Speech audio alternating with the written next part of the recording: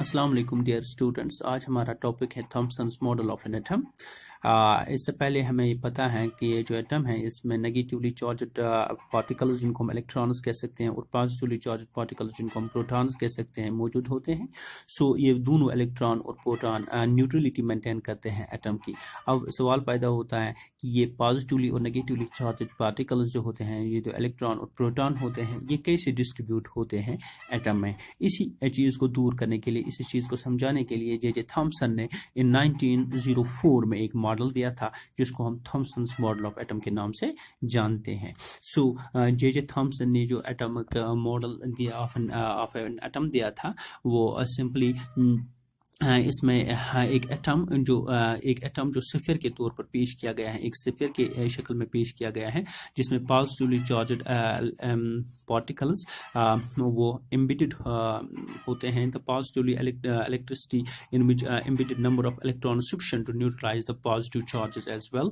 ये positively sphere दिखाया गया है और इसमें से इलेक्ट्रॉन जो नेगेटिवली चार्ज्ड होते हैं वो उसमें एम्बेडेड दिखाई देते हैं so that sufficient are neutralize the positive charge as well, or we can simply say here we can look at the figure। इस फिगर पर हम नजर दौड़ाएंगे। ये जो हमारा ये नेगेटिवली चार्ज्ड पार्टिकल्स हैं जिनको हम इलेक्ट्रॉन्स कह सकते हैं, और ये हमारा जो अंदर वाला सिफर है ये पूरा पॉजिटिव सिफर है। दैट मीन्स इस पॉजिटिव सिफर को न्यूट्रलाइज करने के लिए इसमें ये जो इलेक्ट्रॉन्स यहाँ पे देख रहे हैं आप, ये इलेक्ट्रॉन इसको न्यूट्रलाइज कर सकते हैं इस पॉजिटिवली इस स्फीयर को।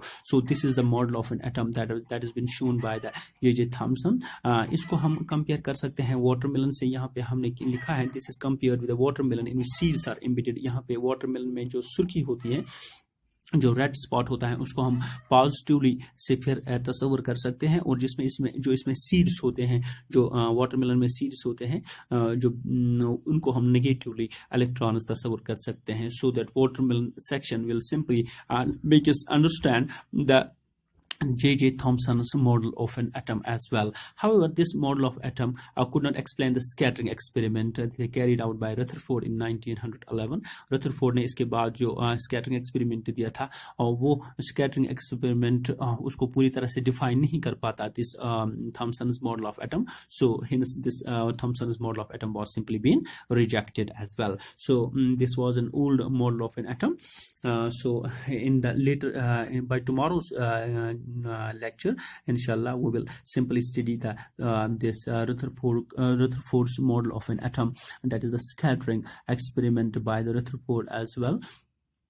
So that's by the tomorrow, because it's a long lecture, and today we have another subtopic that's called as electron. The electron के बारे में हमें पता है कि हमने ऊपर लिखा है कि as we have studied the various properties of cathode rays, two important results were obtained। चूंकि इससे पहले हमने कैथोड रे फॉर्मेशन पढ़ा था, कैथोड रे की जो प्रॉपर्टीज पढ़ी थी पिछले लेक्चर में, वहां पर हमने दो चीजें देखी। One is the cathode rays are made up of material particles. ये इसकी एक प्रॉपर्टी है कि कैथोड रेज मटेरियल पार्टिकल से बनती है, और cathode rays carry negative charge. चूंकि कैथोड रेज नेगेटिवली चार्ज होती हैं बिकॉज वो पॉजिटिव टर्मिनल की तरफ डिफ्लेक्ट होती हैं, जिससे पता चलता है कि cathode rays are always negative in charge.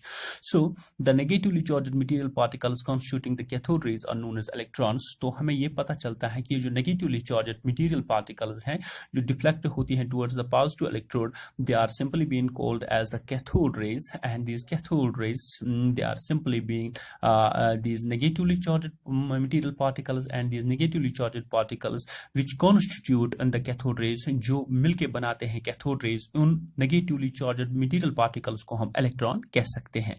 So electrons are actually the negatively charged particles that usually constitute or they make the cathode rays as well।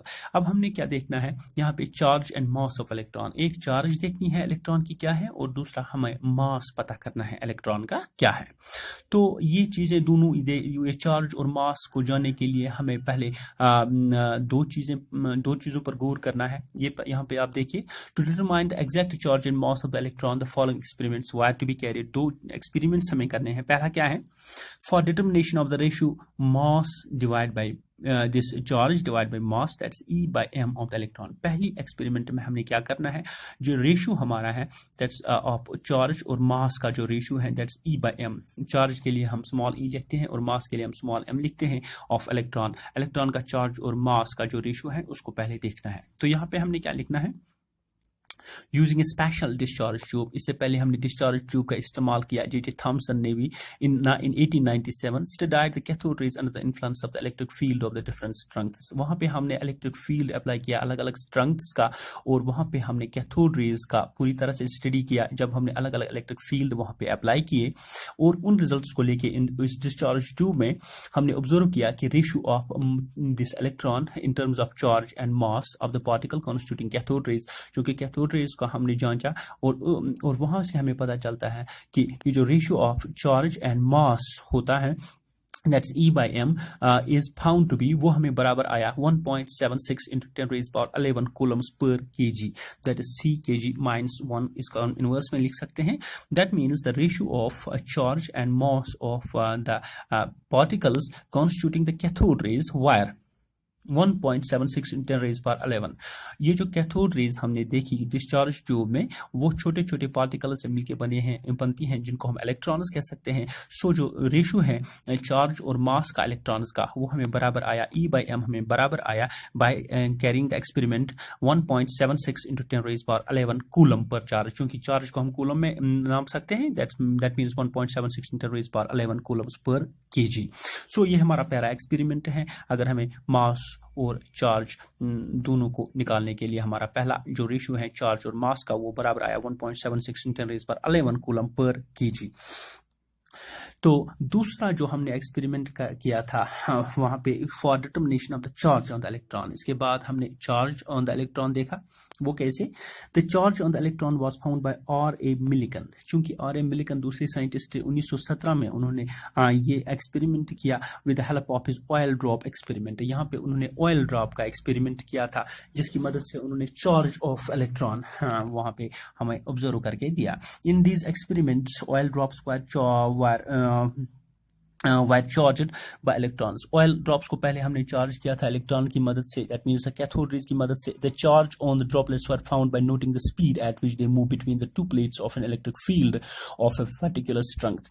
यहाँ पे हमने क्या देखा, मिलिकन ने क्या देखा कि ये चार्ज जो होता है ऑयल ड्रॉपलेट्स पे, उनको नोट कैसे किया जाता है, उनकी स्पीड को नोट कैसे किया जाता है, how they eight which speed they usually move between the two plates of an electric field, किस स्पीड से ये ऑयल ड्रॉप मूव करते हैं between two electric fields at a particular strength. अगर हम एक पर्टिकुलर स्ट्रेंथ ऑफ वोल्टेज इसको देते हैं, इलेक्ट्रिक फील्ड देते हैं, तो किस स्पीड से ये ऑयल ड्रॉप मूव करते हैं, किस स्पीड से मूव करते हैं between the two electric fields, इस स्पीड को उन्होंने नोट किया। And it was found that charge on the droplet was always multiple of an electric elementary charge of 1.60 into 10 raised power minus 19 coulomb. तो ये देखा गया है कि ये जो चार्ज ऑन द ड्रॉपलेट है, जो ऑयल ड्रॉपलेट है, उस पर जो चार्ज थी वो that was the multiple of an elementary charge, वो एक खास चार्ज की मल्टीपल थी, इस चार्ज की मल्टीपल थी, that's 1.60 into 10 raised power minus 19 coulomb. Hence it was calculated, जब ये कैलकुलेट किया गया, the charge on the electron were found to be 1.60 into 10 raised power minus 19 coulomb. So charge on the electron were found to be 1.60 into 10 raised power minus 19 coulomb. और जो ratio E by M का, वो ऊपर वाले experiment में हमें पता चला 1.76 into 10 raised power 11 coulomb per kg। सो ये दोनों रीडिंग्स यहाँ पर हासिल करने के बाद हमने यहाँ पे जो चार्ज हमने अभी देखी, दैट्स इसको हम 1 यूनिट चार्ज के नाम से जानते हैं। This is the smallest quantity of the charge and it was been measured and it is been named as 1 unit charge. इसको हम 1 यूनिट चार्ज भी कह सकते हैं। अब हमने क्या करना है, E by M का जो वैल्यू अभी हमने देखा, और E मतलब चार्ज का दूसरा जो एक्सपेरिमेंट किया था, उसकी जो रीडिंग है, इनको हमने मिला के मास हमने प्रोड्यूस करना है, that is the mass of the electron. So mass of electron is charge divide by the ratio of the this charge and the mass, that's E divide by E by M। तो मास of electron कैसे हम निकाल सकते हैं, that's mass of electron M is equal to, that is charge, ऊपर वाली जो charge है जो दूसरे वाले एक्सपेरिमेंट से हमने निकाली, और divide by E by M। E by M means वो रीडिंग जो हमने पहले एक्सपेरिमेंट से हमने निकाली, जो दूसरे वाले एक्सपेरिमेंट E का वैल्यू वो हमें 1.6 into 10 raised power minus 19 coulomb जो हमें अभी दूसरे एक्सपेरिमेंट से पता चला, और E by M जो हमने पहले एक्सपेरिमेंट से पेश किया जो रेशियो था, that's 1.76 into 10 raised power 11 kg minus 1, that's inverse of 1। That's coulomb पर केजी एक्चुअली. सो इसको हमने कैलकुलेशन के बाद ये आया 9.1 into 10 raised power minus 31 kgs.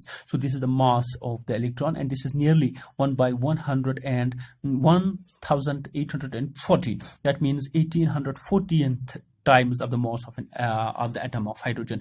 ये जो mass है हमारा इलेक्ट्रॉन का वो बराबर है 1 by 1840 times 140th 1840 of the mass of the atom of hydrogen. ये atom of hydrogen के 1 by 1840th part of the hydrogen के बराबर है. That means it's a very much negligible. So therefore we can define the electron. तो हम electron को कैसे define कर सकते हैं? यहाँ पे हमने लिखा है an electron is that subatomic particle. ये electron वो सबसे छोटा particle होता है atom का, और fundamental particle which carries one unit negative charge, जिसमें एक negative charge, एक unit negative charge वो साथ लिए फिरता है, and has a mass of nearly, और इसका mass जो है वो 9.1 into 10 raised power minus 31 kgs. That's 1 by 1840th part of the hydrogen atom के बराबर होता है. So इसका मतलब ये होता है कि ये जो हमारा इलेक्ट्रॉन है इसका जो मास है, इसकी जो चार्ज है वो बराबर है 1.60 into 10 raised power minus 19 coulomb, और इसका जो मास है वो बराबर है 9.1 into 10 raised power minus 31 kgs. वो बराबर है सबसे छोटे वाले जो एटम है हाइड्रोजन के उसके एक divide by 1840th part of that of the hydrogen atom. So it's very much negligible. So dear students, by tomorrow we will study the simply the Rutherford scattering experiment and the model of an atom. Thank you.